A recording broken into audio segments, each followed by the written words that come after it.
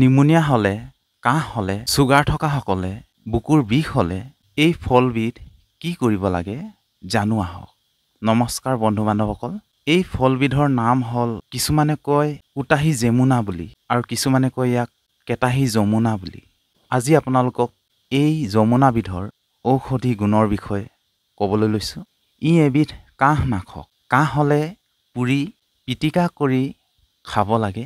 ইয়াক আপোনালোকে ৩-৪টামান পিটিকা কৰি ল'ব আৰু লগত পাৰিলে মিঠাতেল দি ল'ব। আপোনাৰ যেনেকুৱা কাহ হ'লেও এইবিধ খালে ভাল হৈ যাব। ডিঙিৰ ভিতৰত যিকোনো ধৰণৰ ইনফেকশ্যন, যেনেকৈ কিছুমানে কাহি ডিঙিটো বহুত বিষাই যায়, তেনে ক্ষেত্ৰত ডিঙিৰ ভিতৰত ইনফেকশ্যন হৈ যায়, পানী খাব নোৱাৰা হৈ যায়, গৰম পানী খাব নোৱাৰা হৈ যায় আৰু গৰম ভাতো খাব নোৱাৰা হয়, ডিঙিটো চুচি নিলে লেখীয়া লাগে। এক প্ৰকাৰে ক'বলৈ গ'লে ই এবিধ টনচিলৰ দৰে হৈ পৰে, কিন্তু টনচিলৰ দৰৱ নহয়, এয়া ইনফেকশ্যন। ডিঙিৰ ভিতৰত ইনফেকশ্যন হ'লে এই যমুনাবিধ পুৰি পিটিকা কৰিব লাগে আৰু লগতে খাটি সৰিয়হৰ মিঠাতেলটো দিব লাগে। অলপ দি পিটিকা কৰি ভাতৰ লগত খাওক। ভাতৰ লগত খালেই আপোনাৰ ডিঙিৰ ইনফেকশ্যনটো ভাল হৈ যায়। আজিকালি বহুতো ল'ৰাই কি কৰে, বিভিন্ন ধৰণৰ পেকেটজাতীয় সামগ্ৰী খাই গুটখা খাই ডিঙিত বিষ লগাই লয়। সেইসকলে খাবলৈ চেষ্টা কৰিব লাগে এনেকৈ। দ্বিতীয়তে ই বুকুৰ বিষ ভাল হয়। বুকুৰ বিষৰ কাৰণে একেই, আপোনালোকে পিটিকা কৰি খাব লাগে। প্ৰায় 3-4 দিন ভাতৰ লগত খাওক, বুকুৰ বিষৰ পৰা আৰাম পাব। বুকুৰ বিষ কেইবাটাও কাৰণত হয়। এটাটো নিমুনিয়া কাৰণে হ'ব পাৰে, মূৰৰ বিষ, বুকুৰ বিষ, আৰু লগতে এটা কাৰণ হ'ল কাহি বুকুৰ বিষ হ'ব পাৰে। তেনে ক্ষেত্ৰত এই যমুনাবিধ আপোনালোকে পিটিকা কৰি ভাতৰ লগত খাব লাগে। আৰু ই হজম শক্তিদায়ক। যদিহে আপোনাৰ হজম হোৱা নাই, তেতিয়াহ'লে এই যমুনাবিধ খালে, পিটিকা কৰি খালে হজম হ'বলৈ ল'ব। এতিয়া আপোনালোকক ক'বলৈ লৈছোঁ, ছুগাৰ থকা পেচেণ্টসকলেও এই যমুনাবিধ খাব লাগে। এনেকৈ পিটিকা কৰি খালেই হ'ল। আপোনাৰ দৈনন্দিন জীৱনত ছুগাৰ থকা পেচেণ্টসকলে এই যমুনাবিধ ঘৰতে লগাবৰ চেষ্টা কৰক আৰু খাদ্যৰ থালিত আপোনালোকে এইবিধ প্ৰয়োগ কৰক। আৰু এই ফলবিধ কেনেকৈ ৰুব লাগে সেই বিষয়ে কৈছোঁ। এয়া যেতিয়া পকি যায় না, তেতিয়া ইয়াৰ গুটি বহুত হৈ থাকে। পিটিকি দিলে ইয়াৰ পৰা অসংখ্য গুটি ওলায়। এই গুটিবিধ আপোনালোকে পকা বাছি ল'ব।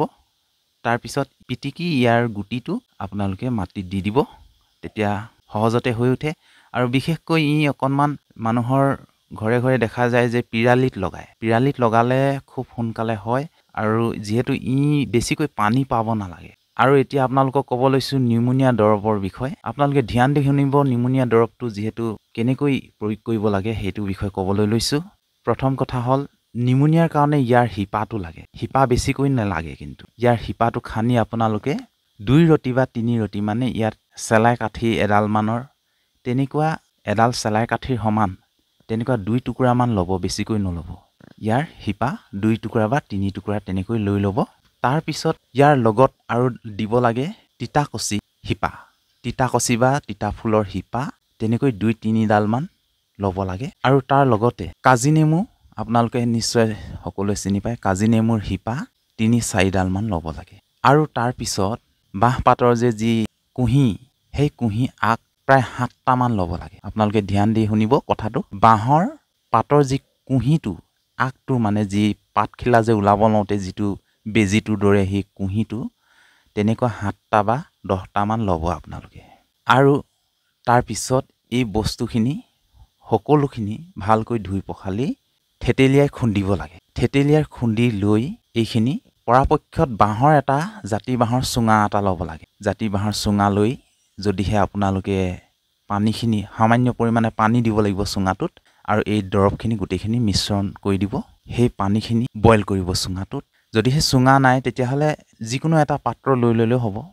তাত যদিহে আপোনালোকে ইচ্ছা কৰিলে জালুক খুব বেছিছে বেছি 3টা জালুক আপোনালোকে মিশ্ৰণ কৰি দিব পাৰে, নকৰিলেও হয়।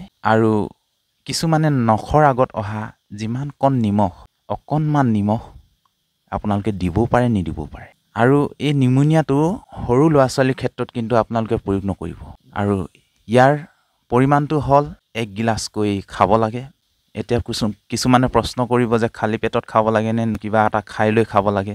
যিসকলৰ গেছ নাই, মানে গেষ্ট্ৰিকৰ অসুবিধা নাই, সেইসকলে খালী পেটত খাব পাৰিব। কিন্তু গেষ্ট্ৰিকৰ অসুবিধা থকাসকলে এনেকৈ খালী পেটত নাখাব, কিবা এটা লৈহে খাব। আৰু আপোনালোকে 1 গিলাচ বা আধা গিলাচ দিনটোত এবাৰহে খাব। 2 পালি 3 পালি খাব নালাগে। 3 দিনলৈকে খাওক, কিন্তু এদিনত এপালিয়ে খাব। তেতিয়া সেই নিমুনিয়া ভাল হৈ যায়। আৰু নিমুনিয়াৰ ঔষধ বিভিন্ন আছে। অকল এইটোৱেই নহয় নিমুনিয়াৰ ঔষধ।